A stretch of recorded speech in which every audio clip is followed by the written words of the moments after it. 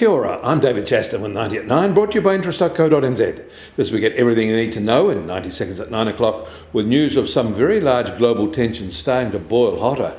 But first in the US, mortgage applications rose by 0.9% in the second week of June, extending the 16% surge from the previous week, which was the sharpest weekly increase since the start of 2023. In Japan, their huge agricultural bank, Norinchukin, has said it has made a massive mistake in its bond portfolio, betting that rates would stay down. They haven't, and it will have to unwind its position between now and March 31. That will involve selling 10 trillion yen's worth of US and European sovereign bonds and taking an expected 1.5 trillion yen's worth of loss for the year. And Japanese exports surged in May, a 13.5% jump from a year ago. The jump was expected, but it came in better than expected. Meanwhile, Japanese imports rose too, but by less than expected. And we should keep an eye on the spreading impacts of excessive heat in northern India.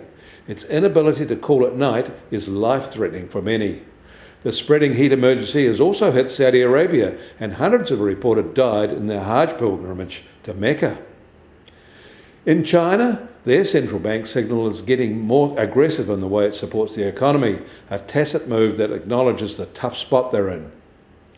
And tensions near the Philippines in waters claimed by China are getting worrisome, with China's forces capturing a Philippines resupply vessel temporarily and forcing it away from a Philippines outpost.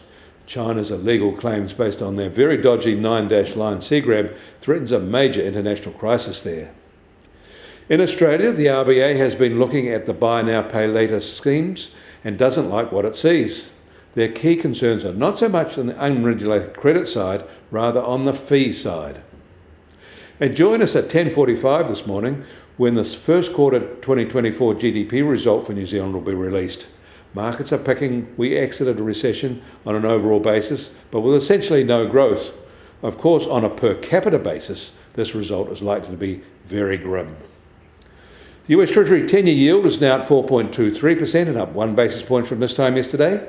And the price of gold will start today virtually unchanged and up an insignificant dollar at $2,329 an ounce. And oil prices are unchanged as well at $80.50 a barrel in the US, while the international Brent price is $84.50 a barrel. And the Kiwi dollar starts today a little softer at just on 61.3 US cents. Against the Aussie, we're a quarter cent softer at 91.9 Australian cents. Against the euro, marginally softer at 57.1 euro cents. That all means our trade-weighted index starts today down 20 basis points at just on 70.7. You can get more news affecting the economy in New Zealand from interest.co.nz. Kia ora, I'm David Chaston, and we'll do this again tomorrow.